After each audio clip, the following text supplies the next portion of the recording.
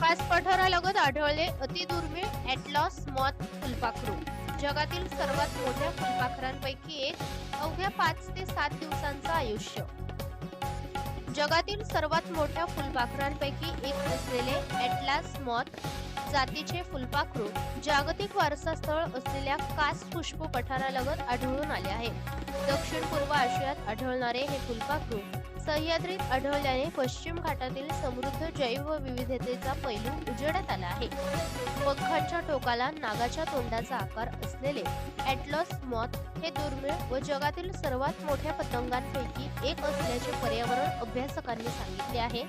या अतिदुर्मिळ फुलपाखराच्या दर्शनाने सह्याद्रीतील समृद्ध जैवविविधता पुन्हा एकदा अधोरेखित झाली आहे.